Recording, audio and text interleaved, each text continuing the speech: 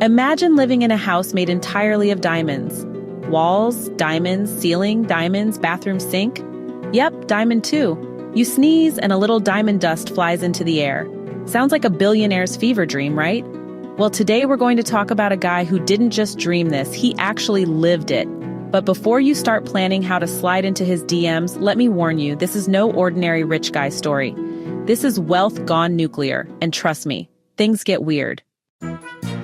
And then, after that sparkling chaos, we'll also dive into a story where the biggest scandal isn't murder, betrayal, or even financial fraud. It's a haircut.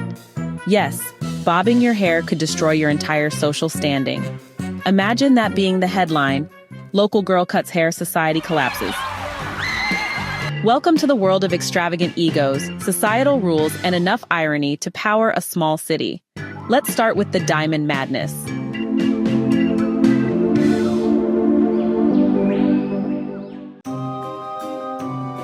The story begins with a young man named John T. Unger. He's from a small town called Hades.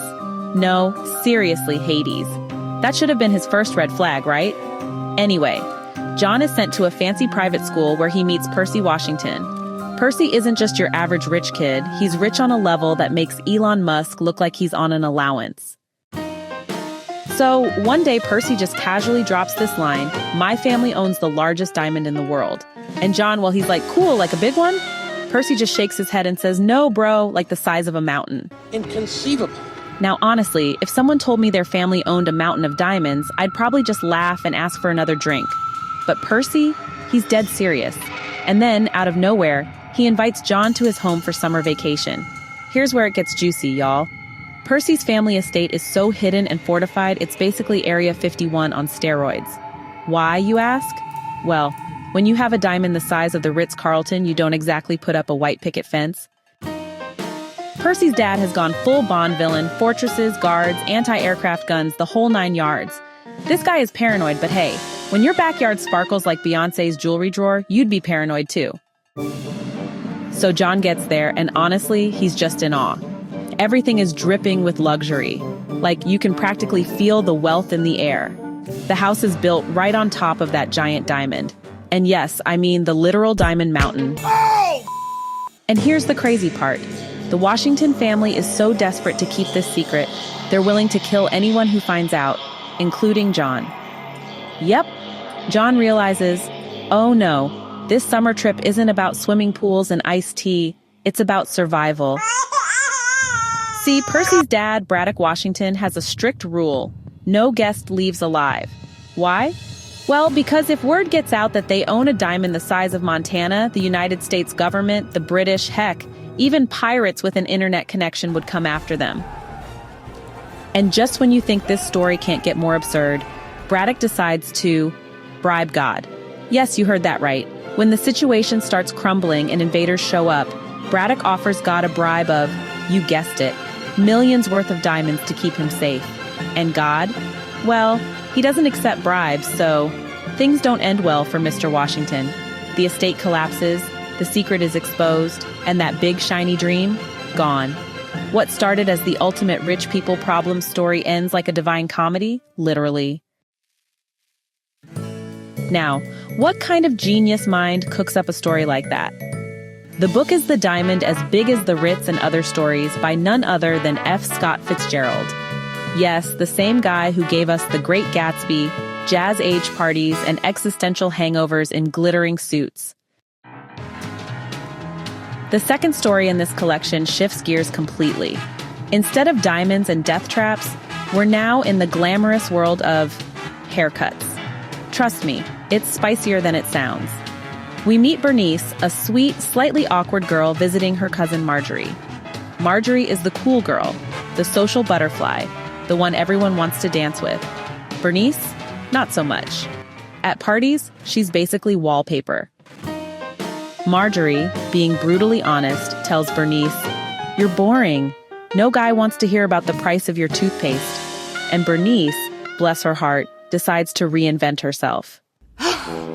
Marjorie gives her tips. Flirt more, be mysterious, and here's the kicker. Joke about bobbing your hair. Now today, bobbed hair is no big deal.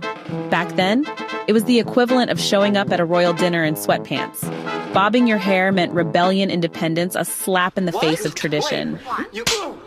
So Bernice jokes about it, and suddenly the guys think she's edgy and fun. She becomes the life of the party. She's glowing, she's confident, she's pulling more attention than Marjorie. Wow, very nice. And Marjorie? Well, she's fuming. So, being the ultimate frenemy, she dares Bernice to actually do it. And Bernice, high on popularity and maybe just a little pride, says yes. No, man. The next day, snip snip, hair gone, and society gasp. People are horrified.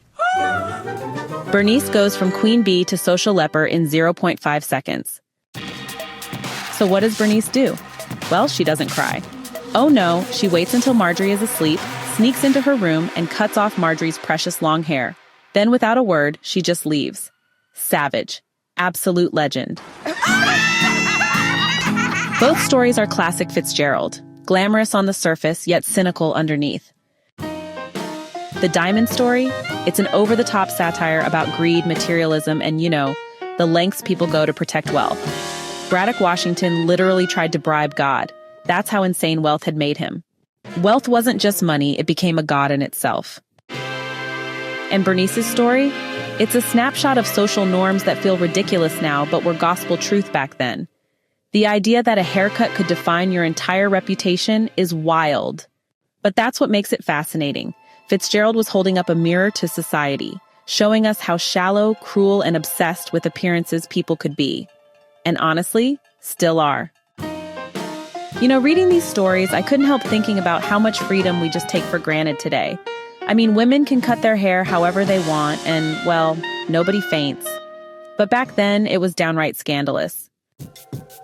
Fitzgerald's brilliance is that he makes these small acts feel absolutely monumental because in that time, they really were. Both stories, in their own way, are about excess. One about excess wealth, and the other about excess rules. And in both cases, Fitzgerald doesn't just tell us a story. He exposes the absurdity of society. That's why his works aren't just stories. They're social markers, snapshots of an era when America was drunk on consumerism and obsessed with status. F. Scott Fitzgerald was born in 1896 and became, the voice of the jazz age, the roaring 20s. He captured the glamour, the decadence, and the disillusionment of his generation. While The Great Gatsby remains his most famous work, his short stories are just as brilliant. They're sharp, witty, and layered with meaning.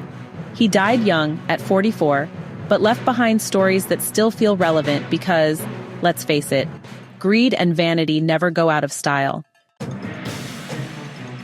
So if you want stories that sparkle with irony, social commentary, and a touch of drama, The Diamond as Big as the Ritz and Other Stories is a gem, pun totally intended. Just remember, don't try to bribe God, and if your cousin dares you to cut your hair, think twice. If you've read these stories, I'd love to hear your thoughts. Which one shocked you more? The guy with a diamond mountain or the girl who risked it all for a haircut? Drop a comment below, hit like if you enjoyed this review, and don't forget to subscribe for more deep dives into classic literature. Hey, thanks so much for hanging out with me today. If you're interested in diving deeper into this book, I've left some links down in the description. You can use it to grab yourself a copy and keep the adventure going. And if you're in the mood for more great reads, don't go just yet. Click on one of the videos popping up right now that I think you'll love. And don't forget to give this review a like, leave a comment, or even subscribe if you'd like to see more. Every bit of support helps us grow this little community of book lovers. See you in the next one.